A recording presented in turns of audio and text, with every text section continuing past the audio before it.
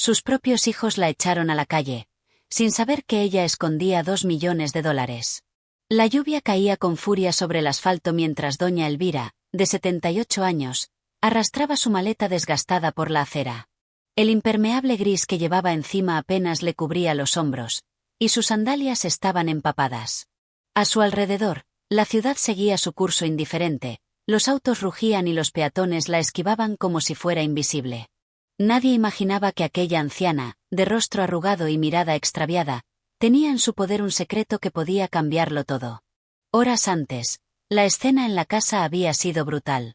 Su hijo mayor, Héctor, con la voz cargada de impaciencia y fastidio, le había dicho: «Mamá, ya no podemos seguir manteniéndote. La casa es pequeña, los niños no tienen espacio y tú ya no eres la de antes». Su nuera, con los brazos cruzados, asintió con una sonrisa hipócrita. Ni siquiera su hija menor, Mariana, la más sensible, se atrevió a mirarla a los ojos cuando le pusieron la maleta en la puerta. Pero lo que nadie sabía era que Elvira no había sido siempre la mujer frágil que aparentaba. Décadas atrás, había sido una inversionista astuta, silenciosa. Cuando su esposo murió en un accidente de tráfico, ella tomó los seguros de vida, las propiedades heredadas, y en lugar de gastarlos o dejarlos a la deriva, decidió guardarlos. Durante años, hizo movimientos discretos. Compró un pequeño terreno en las afueras que luego se revalorizó, invirtió en criptomonedas cuando nadie creía en ellas, y ocultó los frutos de su fortuna en una cuenta anónima en Suiza, bajo otro nombre. Pero esa noche, mientras se resguardaba en la terminal de autobuses, temblando por el frío y la traición, Elvira no pensaba en el dinero. Pensaba en la ingratitud, en cómo los suyos, por quienes había dado la vida, la habían tratado como una carga. No lloró. Solo apretó con fuerza la pequeña medalla que colgaba de su cuello, una joya antigua que muchos creían solo un recuerdo sentimental, pero que en realidad era la llave de una caja fuerte oculta en un banco de seguridad privado. A la mañana siguiente, tomó el primer bus hacia un pequeño pueblo costero donde nadie la conocía. Su figura se perdió entre las montañas y los cerezos floreciendo.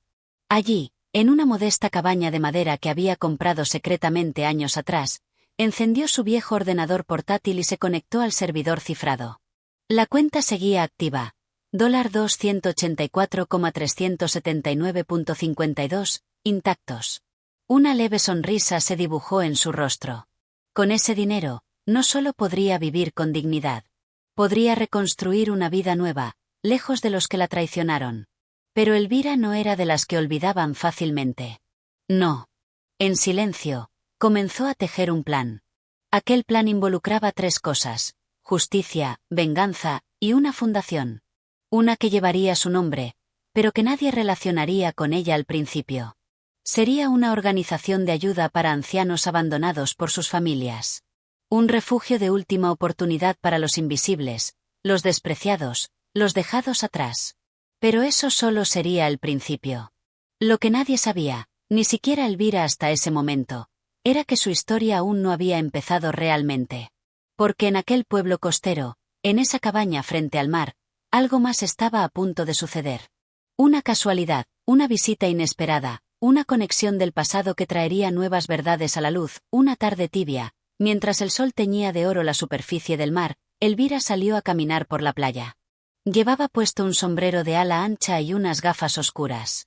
Su figura, erguida a pesar de los años, se deslizaba lentamente por la arena húmeda. A la distancia, un perro ladraba alegremente, corriendo tras las olas. Elvira se detuvo por un momento, cerró los ojos y dejó que el viento marino le acariciara el rostro. Respiró profundo. Por primera vez en muchos años, sentía algo parecido a paz. Pero esa calma apenas duró.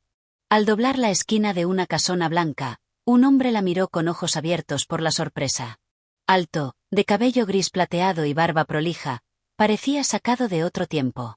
Elvira lo reconoció de inmediato. Era Sebastián Valverde. Hacía más de 40 años, habían sido amantes en secreto, cuando ella aún era joven, antes de que decidiera casarse con el padre de sus hijos. Sebastián había sido un periodista apasionado, lleno de ideas revolucionarias. Creyó que él había muerto durante el golpe militar, como tantos otros. Pero ahí estaba, vivo, frente a ella. Elvira. ¿Eres tú?, preguntó, con voz entrecortada. Elvira vaciló. Pensó en negarlo. Pensó en seguir caminando sin mirar atrás. Pero algo en su interior, quizá la mujer que había quedado sepultada bajo décadas de sacrificios y silencios, la obligó a responder. Sí, Sebastián. Soy yo. Él se acercó, incrédulo, con los ojos brillando de emoción. Le tomó la mano con delicadeza, como si temiera que desapareciera. ¿Cómo es posible? Creí que estabas muerto. Y yo creí que tú te habías marchado sin mirar atrás. Pero aquí estamos. Dos fantasmas que se tropiezan en la orilla del mundo. Caminaron juntos hasta una cafetería que daba al mar. Allí, entre cafés humeantes y miradas que decían más que las palabras, compartieron fragmentos de sus vidas. Sebastián le contó que había logrado escapar del país gracias a contactos en la embajada italiana. Vivió en el exilio por más de 30 años. Regresó con otra identidad, cuando la dictadura cayó, y se estableció en aquel pueblo tranquilo, donde abrió una pequeña editorial independiente. Publicaba libros olvidados, voces silenciadas por el tiempo. Elvira no reveló todo. Le habló de sus hijos, del abandono, de su reciente llegada. No mencionó el dinero, ni la caja fuerte, ni la fundación. Pero Sebastián la miraba con esa intensidad que desarma, como si pudiera ver detrás de los silencios. Él también guardaba secretos, pensó. Pasaron las semanas. Elvira comenzó a involucrarse en la comunidad. Ayudaba en la biblioteca local, enseñaba manualidades a niños y organizaba charlas para adultos mayores. Pero mientras tejía su nueva rutina, su mente trabajaba con precisión quirúrgica en el verdadero propósito de su estadía. Contactó a un viejo abogado de confianza, Álvaro Montes, quien se había jubilado hacía años pero aún conservaba conexiones con el mundo financiero y legal. Con su ayuda, Elvira comenzó a transferir discretamente parte del dinero a una fundación que registraron en Panamá, con estructuras legales que impedían rastrear su verdadero origen. El nombre de la fundación era Hogar de Esperanza Elvira Luz. Nadie imaginaba que detrás de ese nombre dulce y maternal, se gestaba una red compleja de inversión social. Compró 2 propiedades abandonadas en ciudades distintas, una en Valparaíso y otra en Mendoza. Las transformó en albergues modernos, con clínicas, talleres, jardines y dormitorios privados para ancianos que habían sido abandonados. Todo bajo una fachada de beneficencia, pero con una visión estratégica: educar, recuperar y empoderar a quienes habían sido descartados. Mientras tanto, sus hijos, lejos de allí, comenzaban a sentir los primeros golpes de la vida sin su madre. Héctor había perdido su empleo como gerente por un escándalo de corrupción en la empresa. Mariana, enferma, descubrió que necesitaba una operación costosa para salvar la vista. Buscaban ayuda por todos lados, pero la red de contactos se había desvanecido como la niebla. Entonces, una noticia les llegó por redes sociales. Una fundación llamada Hogar de Esperanza Elvira Luz estaba revolucionando el país. Mariana, que aún conservaba fotos antiguas, notó una figura conocida en el fondo de una entrevista transmitida en un noticiero local. La mujer anciana que entregaba una manta a un residente. Era su madre. El impacto fue inmediato. ¿Es ella?, preguntó Héctor, levantando la vista desde su laptop. ¿Nuestra madre? No puede ser, respondió Mariana. Pero, esa medalla. Es la misma que llevaba desde que éramos niños. Ambos se quedaron en silencio. En ese momento, el peso de lo que habían hecho cayó sobre ellos como una losa. Mientras tanto, Elvira seguía creciendo. Sebastián se había convertido en su confidente más cercano. Con él compartía estrategias, ideas, incluso risas. Pero una noche, mientras cenaban juntos a la luz de unas velas, él le preguntó algo que la dejó sin palabras. ¿Qué harás si ellos regresan? ¿Si tus hijos tocan tu puerta? Elvira bajó la mirada. Pensó en todas las noches de frío, en la soledad del andén, en la indiferencia en sus ojos. Pensó también en los abrazos de infancia, en los cumpleaños compartidos, en las navidades que tanto esfuerzo le costó sostener. No lo sé, Sebastián. A veces, deseo que sufran. Otras veces, solo quiero que me pidan perdón. Pero sé que no podré borrar lo que pasó. Sebastián le tomó la mano con ternura. El perdón es una elección, no una obligación. Pero recuerda, Elvira, a veces, el mayor castigo es no cerrar la puerta, sino abrirla cuando ya no tienen llaves. Los días siguieron su curso. Uno de los residentes del albergue de Mendoza, don Fermín, había sido un reconocido ingeniero civil. Elvira lo escuchaba con fascinación mientras él le contaba historias de puentes construidos en la Patagonia. Otro, la señora Gladys, había sido actriz de teatro en los años 60.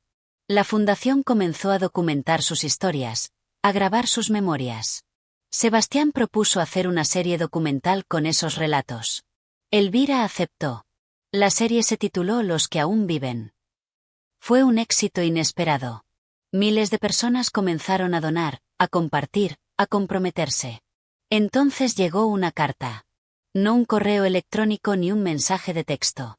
Una carta escrita a mano. De Mariana. Querida mamá. Sé que no merezco tu perdón. No sé si leerás esto, pero lo intento porque no puedo seguir viviendo con este peso. Desde que vi tu rostro en aquella transmisión, he llorado cada noche. Fui cobarde. No te defendí. No te busqué. No te abracé cuando más lo necesitabas. Estoy enferma. Tal vez no viva mucho más. No te escribo por ayuda. Te escribo para decirte que te amo. Siempre lo hice. Perdón.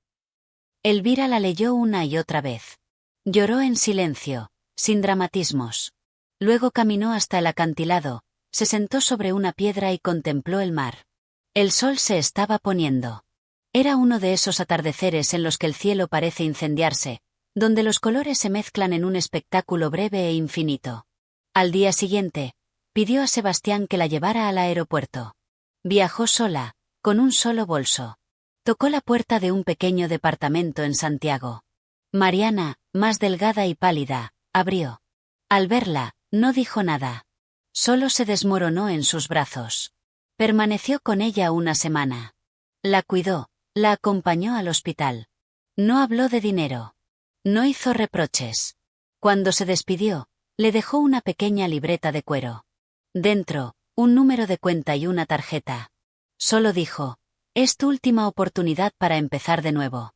No me falles esta vez. Volvió a la costa. A su cabaña. A Sebastián. Al hogar que había elegido. Pero algo se había movido dentro de ella. No era perdón. Era algo más profundo. Era libertad. Sin embargo, el destino no había terminado con Elvira. Días después, Álvaro Montes la llamó. Tienes que ver esto, le dijo, con la voz baja. Hay una investigación abierta. Alguien ha empezado a husmear en las transacciones de la fundación. Quieren saber de dónde salió el capital inicial. Sospechan que hay algo ilegal.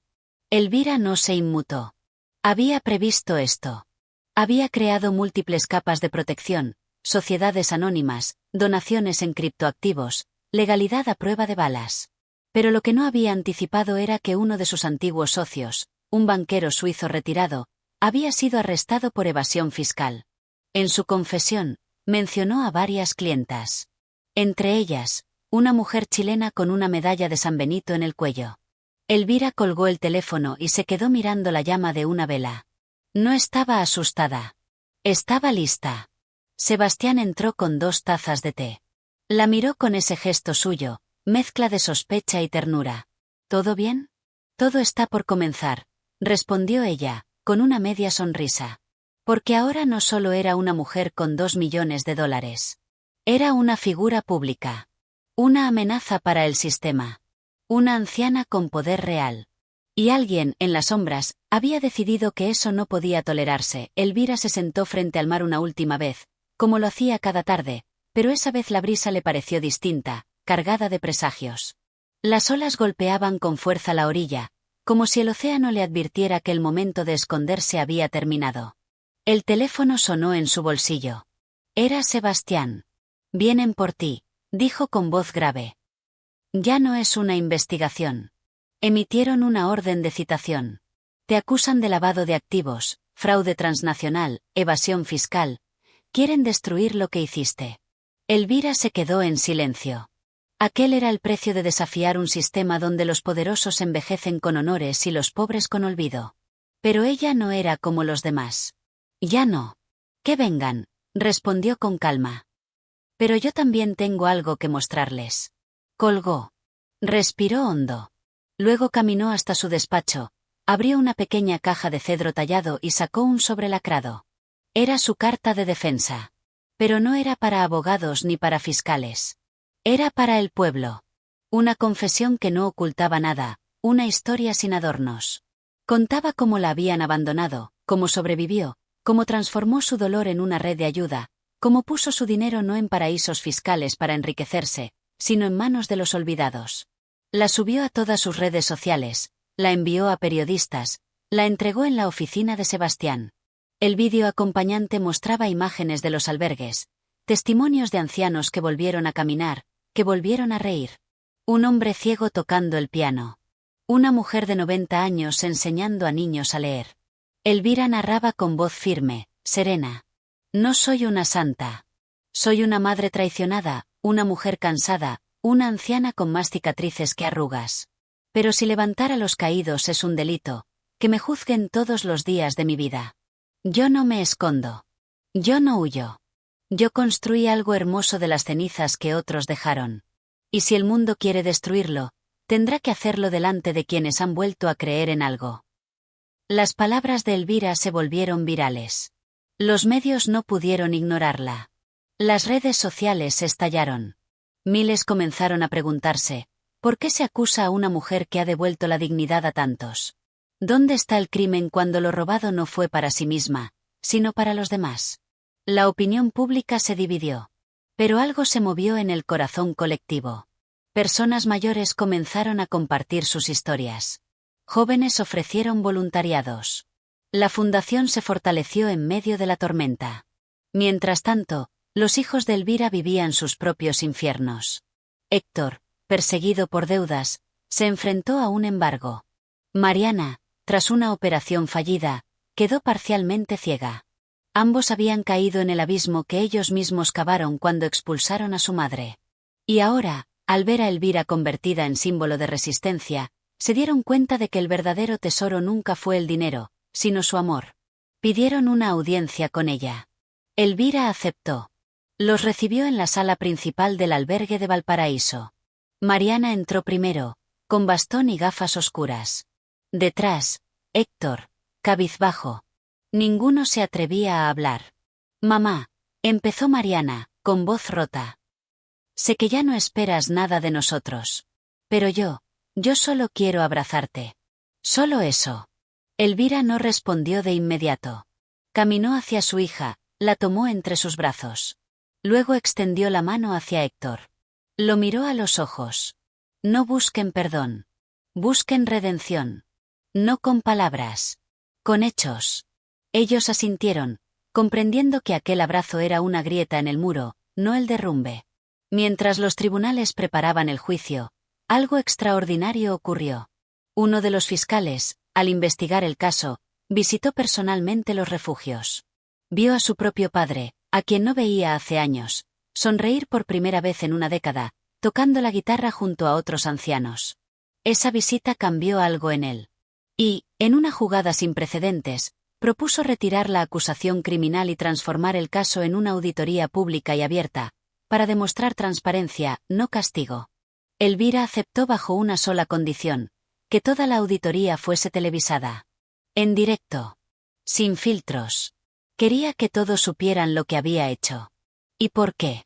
El día del evento, miles de personas se reunieron frente a pantallas en plazas, bares y hogares. Elvira, vestida con un traje azul oscuro, caminó al podio sin temor. Su cabello recogido, sus ojos claros. En su mano, la medalla de San Benito. No estoy aquí para defenderme. Estoy aquí para recordarles que este país ha olvidado a sus viejos. Que los llama carga, estorbo, peso muerto. Yo fui echada como se echa una silla rota. Pero no me quebré. Y no busqué venganza. Construí hogares. Escuelas.